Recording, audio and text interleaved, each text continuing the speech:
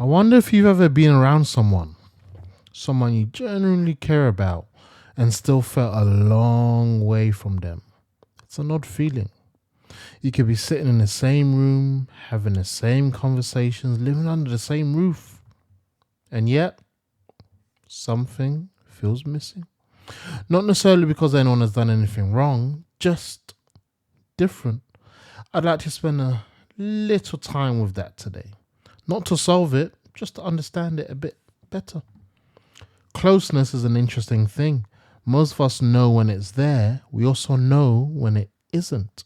But if someone asks us to explain it, I'm not sure we'd always know where to begin.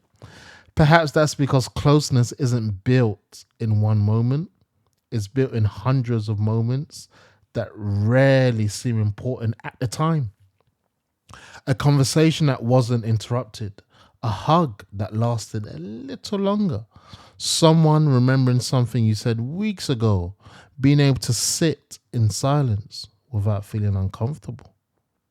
Maybe someone came into your mind just then. You don't need to say it, just notice it. It's easy to assume that distance appears after a big argument. Sometimes it does. Sometimes it arrives much more quietly. Life becomes busy, conversations become practical. You talk about shopping, bills, school runs, who's picking up the children, what's for dinner. Everything gets discussed except what's happening inside each of you. And slowly, without anyone deciding for it to happen, the relationship begins to feel different. Not broken, just further away. There's something else that seems worth talking about. Being close to someone isn't the same as knowing everything about them. Sometimes people share every detail of their day, yet never tell each other how they're actually feeling. Other people speak very little, yet somehow leave each conversation feeling deeply connected. Perhaps closeness has less to do with the amount we say and more to do with whether we feel safe enough to be real. Psychiatrist Irvin Yalom once wrote, "The relationship heals." He was writing about therapy at the time, but I often think that this idea reaches much further than therapy. Relationships don't become meaningful because every problem is solved.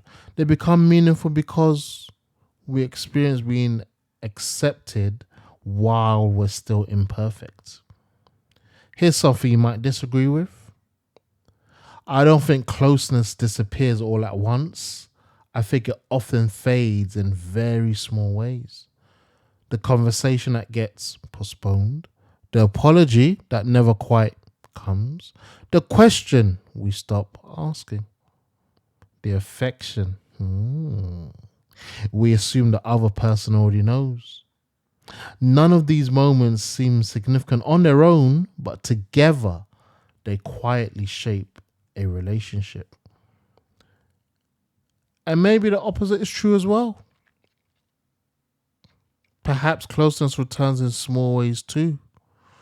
A message you almost didn't send, 5 minutes without looking at your phone, saying, "Tell me more," instead of, yeah, I know exactly how you feel. Small moments, repeated often enough, can change the atmosphere between two people. I don't know who came into your mind while you were listening today. Maybe it was your partner, maybe a parent, a brother, a friend, a sister. Maybe it was you. There's no expectation that you do anything with today's conversation. No list to remember, no advice to follow, just one thought. Sometimes we spend so much time wondering whether people know we care that we forget to notice the small ways we show it. I'll leave that with you. Take care.